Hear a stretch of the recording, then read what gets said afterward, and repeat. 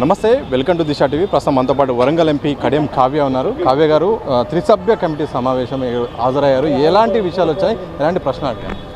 ఒక్కొక్కరిని పిలిచారు, ఓన్లీ గెలిచిన వాళ్ళనే కాదు, ఓడిపోయిన వాళ్ళందరినీ కూడా 16 మంది ఎంపీలను పిలవడం జరిగింది. ఇక్కడ ఎందుకు ఓడిపోయిన వాళ్ళది ఎలా ఉందో నాకు తెలియదు. ఓటమికి గల కారణాలనే వాళ్ళు విశ్లేషిస్తున్నారు.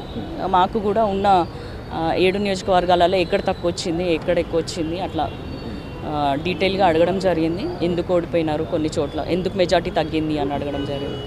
తర్వాత మన సజెషన్స్ ఏంటి కాంగ్రెస్ పార్టీ కోసం, మీరేం చెప్తారు అని అడిగితే నేను చెప్పాను, బీఆర్ఎస్ ఓట్ షిఫ్టింగ్ జరిగింది కాబట్టి బీజేపీకి అంత వచ్చింది, లేకపోతే బీజేపీకి ఏమంటారు అంతర్లీనంగా అంత స్ట్రెంత్ ఏం లేదు, జస్ట్ ఓట్ షిఫ్టింగ్ వల్లనే ఆ 8 సీట్లు వాళ్ళు గెలుచుకున్నారు. కొన్ని చోట్ల తక్కువ మార్జిన్లతోటి బీజేపీ అభ్యర్థులు గెలిచిందన్న విషయం మనందరూ తెలుసు కదా, అదే చెప్పాను.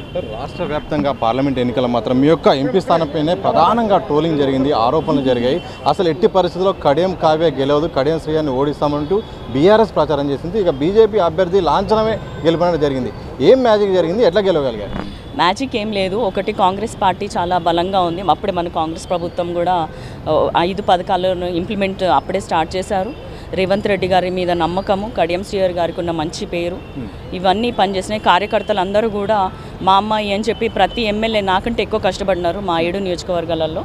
అందుకే మా మెజార్టీ ప్రతి చోట 30,000 40,000 వచ్చింది.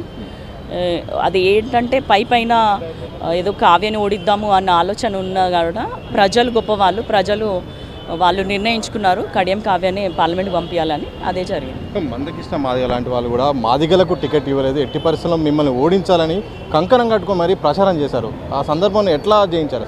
మందకృష్ణ మాదిగ గారు ఈ కాంగ్రెస్ ప్రభుత్వమే కాదు, అంతకుముందు బీఆర్ఎస్ ప్రభుత్వం మీద అగెన్స్ట్, అంటే ఆయన ఎవరు అధికారంలో ఉంటే వాళ్ళకి అగెన్స్ట్గానే ఉంటాడు. ఆయనకి ఎంతసేపు స్వలాభం తప్ప కమ్యూనిటీ పరంగా ఏదో ఒక మంచి పని చేయాలన్న ఆలోచన ఆయనకి ఎప్పుడూ లేదు. ఆయన సొంతంగా నిల్చున్నప్పుడు కూడా ఆయన గెలవలేని పరిస్థితి, ఆయన మాటలు ఎవరు వినలేదు. ఆయన అక్కడ మకాం వేసుకొని కూర్చున్నాడు. నా ఎలక్షన్స్ అప్పుడు ప్రతిరోజు ఒక ప్రెస్ స్టేట్మెంట్ రిలీజ్ చేస్తూ, బట్ ఎవరైతే ఎస్సీ అందరూ కూడా నా వైపే ఉండి నాకు ఓటేయడం జరిగింది. అందుకే నాకు 2,20,000 మెజార్టీ రావడం జరిగింది. ఆయన మాటలు ఎవరు విశ్వసించలేరు.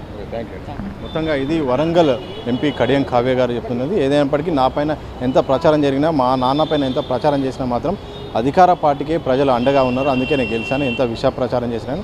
తప్పకుండా త్రిసభ్య కమిటీ కూడా చాలా ప్రశ్నలు అడిగింది, గెలవడానికి గల కారణాలు ఏంటి అని కూడా ప్రశ్నలు అడిగింది. దానికి సంబంధించిన విషయాలు, అలాగే కాంగ్రెస్ పార్టీ అభివృద్ధికి సంబంధించిన కొన్ని ప్రశ్నలకు కూడా ఆన్సర్ చెప్పడం జరిగిందని కూడా కావ్య చెప్తున్న సందర్భం చూడొచ్చు. గాంధీ భవన్ నుండి కెమెరా పర్సన్ సంతోష్తో సతీష్, దిశా టీవీ.